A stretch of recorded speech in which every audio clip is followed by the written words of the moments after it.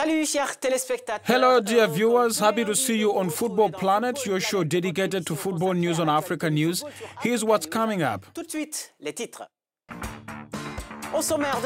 A question. Who of Mohamed Salah, Pierre-Emerick, Aubameyang and Sadio Mane will win the 2018 African Footballer of the Year? The answer is this Tuesday at the CAF Award ceremony in Dakar, Senegal. We'll talk about this on the program. While Cameroon refuses to challenge CAF's decision to withdraw its hosting rights for the 2019 AFCON, Comoros are more than determined to have the indomitable Lions eliminated from the race. The case was referred to the Court of Arbitration for Sport. You know a little more in a few minutes. And then the serious battles start this week in the African Club Cups. On the menu, the first day of the Champions League group stage and the first leg of the CAF Cup playoffs. Find all the schedules on the program. Here now are the details.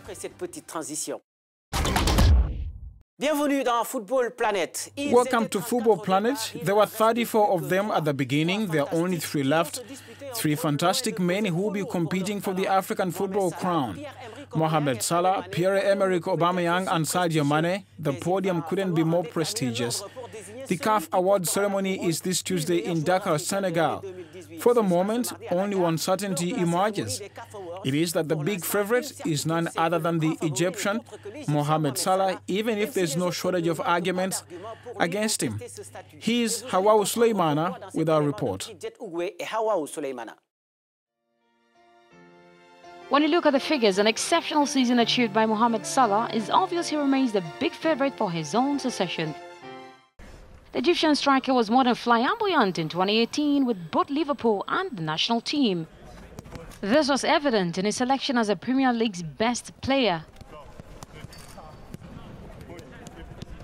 The season also saw the Liverpool striker become the first African to be crowned England's top scorer. But if the Pharaoh was that dazzling, he owes it in part to Sadio Mané, whose explosives and talent continue to seduce the football world. An excellent dribbler and scorer, the Senegalese has plenty of seasons to try to suppress his teammate in front of the Reds. Mané, the second leading scorer in the Champions League with 10 goals, was one of the architects of Liverpool's fine season with 20 goals and 9 assists in all competitions. A performance that Pierre-Emerick Aubameyang will try to repeat, having gained his sensations at the beginning of the season. The leading scorer in the English Premier League with 14 goals has become one of the key players in Arsenal's squad and is the embodiment of their renewed strength. Even if his Egyptian and Senegalese rivals remain one step ahead, he can already be proud to be one of the 3 contenders for the prestigious Golden Ball crown. We're looking forward to the verdict on Tuesday. So the CAF Awards will be held this Tuesday in Dakar, Senegal. I remind you that the Coach of the Year, the best team, the best prospects and the best female player of the year will also be crowned. But the other highlight of this Dakar meeting is the designation of the host country for the next Africa Cup of Nations on Wednesday. After Ivory Coast, which is challenging before the Court of Arbitration for Sport, the postponement of the 2021 AFCON in favor of Cameroon, Comoros have also petitioned the Sports Justice Authority to request the disqualification of the indomitable Lions from the 2019 AFCON after they lost hosting rights. Details now with Saj Mankunkombo and Ignacia Sanor. In Comoros, the Football Federation has said plans are underway to file a complaint against the Cameroonian national team so they are disqualified for the 2019 African Cup of Nations. According to media reports, the Federation said this will be in accordance with CAF rules and regulations after Cameroon was stripped of hosting rights by the Confederation of African Football over preparations. Both teams are in Group B of the qualifiers. The indomitable Lions are in second place on 8 points behind the already qualified Cameroon, while the Comoros is in the 3rd position with 5 points. But the latter could replace the Central African nation if they are barred from participating in the finals. Cameroon will play host to the Comoros during the qualifiers final match in March this year. A win or a draw would be enough for the indomitable Lions to book a spot in the finals. But if CAF's eventual verdict favors the Comoros, it could lead to an unprecedented situation. The AFCON 2019 is slated for June-July, with the host nation expected to be revealed this month. As I said in the introduction, this week the group phase of the Champions League begins, Friday to be precise. On the program are some very beautiful posters, including at the opening on Friday in Conakry, the clash between Horaya AC and the defending champions Esperance de Tunis. Al Ahly, who lost to Esperance, host Congolese side Vita Club, losers of the CAF Cup.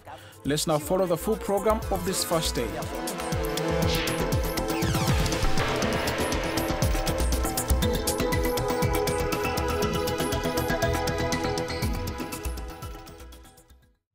We'll come back next week to the results of this opening day of the Champions League.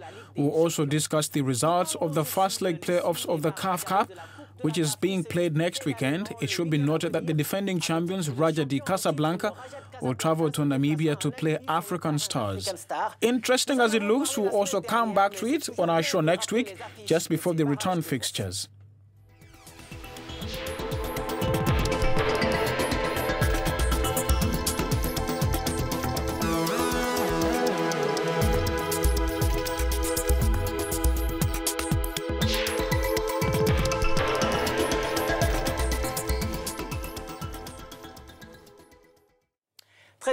Interesting as it looks, we'll also come back to it on our show next week, just before the return fixtures. Let's now head to Canada to meet a 22-year-old Congolese footballer. Kaynes Princess Molundu plays for CS Ambrose, a club in the 2nd Canadian Division.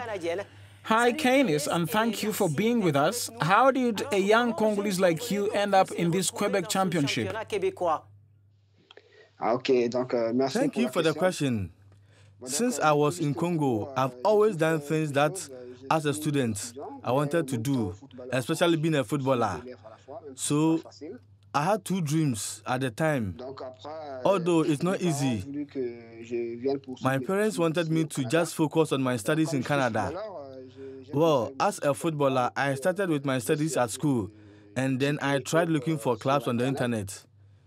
Canada does not have a first division championship like La Liga or Ligue 1 in France. For example, Montreal Impact plays in MLS, which is Major League Soccer in the US. Canada, being a big country, did not want to create a football league to rival Major League Soccer. So in each province, there's a championship. Since I did not have a manager, I started looking out for clubs on the internet, and I stumbled on a club called Fabros. Actually, I live in Montreal. The club is in Laval, so I took the subway, which is about 15 minutes. Upon reaching Laval, I introduced myself to the team, who told me they would give me a 2-day trial. If I'm very good, they retain me, but if I'm not that good, they let me go. I performed very well on the first day. The coach called me and said, well, you'll be back tomorrow. So I came back. They told me to come back afterwards. They gave me a month. So how is it going in your club and in Canadian football, which is not very well known?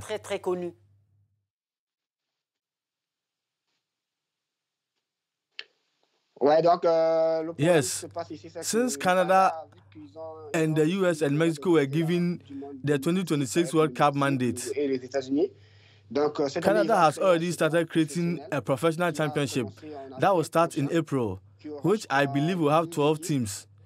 You know, here in Canada, football is not the #1 sport because they have ice hockey, basketball, American football. Football is called soccer here, which is in 4th place. But ever since we were given the mandate to co-host the World Cup, everything is accelerating gradually here. The club's objective is to try and become a little more professional because the Canadian 2nd Division is not a professional league. It's like the championship in the Maghreb, Morocco, Tunisia or Algeria. That's what it is. So the club's goal is to grow. This was our first year in the Premier League Soccer of Quebec. It wasn't easy because there are good clubs in the division, but we tried our best and came out 4th out of 9 teams. But overall, it was good. I guess it's just a springboard for you, and you have other objectives in mind? My objectives are clear. First of all, I wanted to play here. I was lucky enough to be in a semi-professional league. Afterwards, I hope to sign a professional contract one day. So that's why I'm working hard.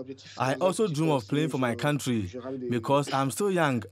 I am 22 years old, so it's my job to work hard. I know that if I'm playing for a good club, the national team will call on me. This is what I have to say. Do you feel that the situation is moving in the right direction to allow you to live this dream one day?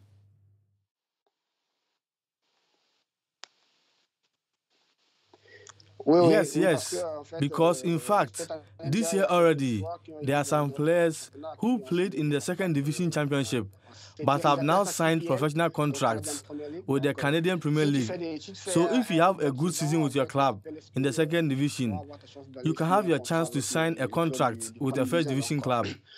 So that's it. I've set myself the goal this year of working hard at my club. Then we will see what happens. Well, I wish you good luck, Keynes, and especially thank you for giving us this interview. Thank you. Thank you very much. Keynes Princess Molundu, FS Ambrose player in Canadian 2nd Division, former member of Saint-Michel de l'Okolela in Brazzaville. The Congolese football authorities are therefore informed it would be a good idea to get in touch with this young man who dreams of wearing the national jersey one day, even if they play in small leagues. This is the end of the show, which you can find on our site Africanews.com and on our various other platforms on social networks at the addresses that are currently displayed at the bottom of your screen. I'll see you next Monday. Goodbye.